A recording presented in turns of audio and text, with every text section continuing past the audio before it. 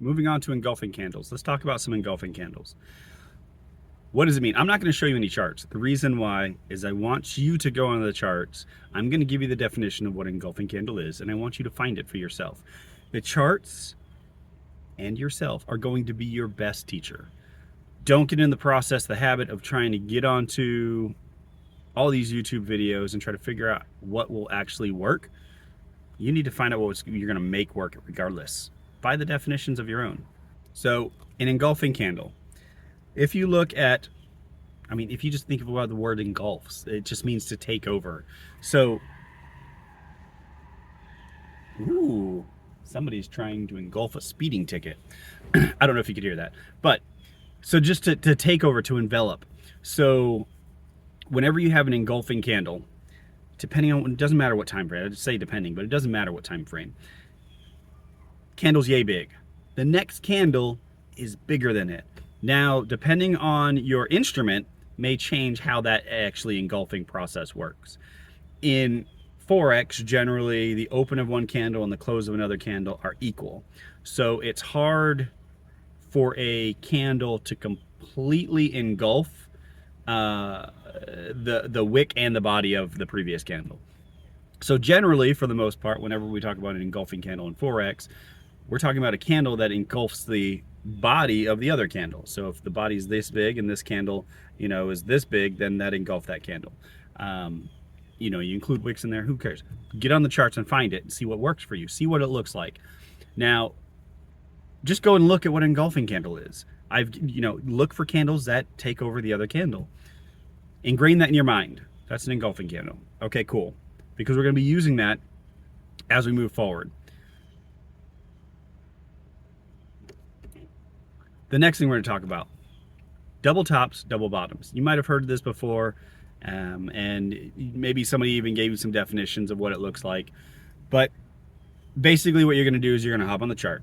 I'm not showing you charts. I want you to get onto a chart, and I want you to see it for yourself. I'm going to tell you what I define it as, and I want you to go and see it and see what you actually visually come up with whenever you hear a double top or a double bottom. So let's focus on double bottoms.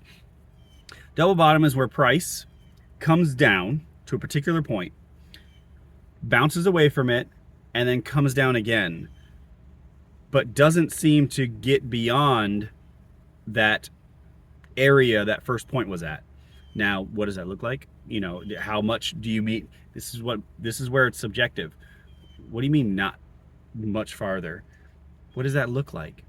Exactly. That's the question you got to answer yourself. What does it look like to you? Because if I tell you my definition of double bottom, and then you get out there and you see a lot of stuff that you, in your process, you find works and everything, but then you're so structured and rigid around what I've said is a double bottom, and, well, you may end up just cutting your legs out from underneath you because the market has shown you what a double bottom looks like to you, and now you've just got to be able to apply it and move forward. So find a double bottom, and then from there we're going to move on to trying to put some stuff together. So let's move on to support and resistance. Let's start there. Support and resistance. If you had to think about the market bouncing up and down off of a floor and a ceiling, I think that's the easiest way to look at it. Where has the market bounced like it was bouncing on the floor, like a bouncy ball? Call that support. Where, once the market has gone up to the sky, has all of a sudden kept hitting the top of something, like a roof or a ceiling. Call that resistance. There, now we have what that looks like. Go into the charts. Find it for yourself. I'm not going to show you any charts. I'm not going to put it up anything for you because I want you to go see it for yourself. The market will be your teacher. Look at what those look like. Now, what I want you to do is take the double bottoms, double tops. Ooh, we never talked about double tops. Just flip the reverse for what a double bottom is. And how often do you see the definition of a double top or double bottom play out? Double bottoms in support, dink, dink. Double tops in resistance, dink. How often do you see those things play out? According to what you call a double bottom and double top. Cool. Now let's start tracking that. Let's start moving forward. You can either go in back testing and you can go look in historical data, and you have to be very, very honest with yourself if you're going to do that. You have to find ways to either not be able to see the future, or TradingView has a bar replay tool that you can use. There's probably other platforms out there that do the exact same thing. You've got to be very, very structured and rigid if you're going to do back testing to make sure you are not curve fitting your back test to the results that you want. Forward testing would be great because you can't fake that. The bars are going to appear as they appear in real life. So mark up your support and resistance, your ceiling and floor, and then start seeing how the market plays out. Does it look like it's starting to set up for what you visioned as a double top? Okay, cool. Track that. If you got in around that area, did it move away from the area like you intended, or did it break through? Track that. Continuously track it all, and then see how often are you right or wrong. One of the other incorporating things that you can put in there was the engulfing candle that we talked about. You already should have gone to the charts and looked to see what an engulfing candle looks like to you. On that second bounce of a double top, double bottom, how often when you get an engulfing candle on that second bounce, does it work out in your favor? Is that something that you could add to what you are developing as your strategy to help solidify a better trade, a better trading opportunity? Is this something you can do? These are all the things that you need to get in the market to do. I don't want to show you any charts because I want you to get in the market and see it for yourself.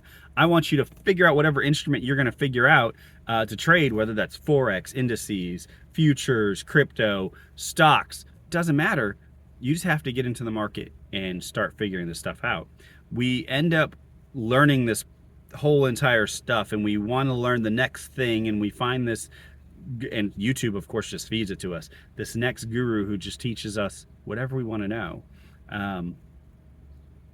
But really the best way to learn is to actually do it. So get in the market and do it. If you have questions, comments, concerns, join Discord. Message me there. Start annotating this stuff down, whether it's on a spreadsheet, whether it's a notepad, whatever. Start looking at the markets and start seeing what you see and annotating it all. So that way, when you message me, we can talk it over. We can discuss. We can start implementing and strategizing things to optimize what you already see, to make it work.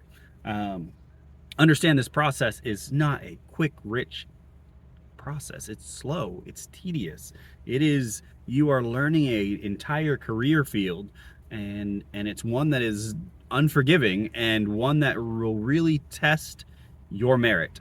It'll test your patience, your discipline, your greed, your worry. It'll test all sorts of aspects of you that you didn't even realize you might struggle with.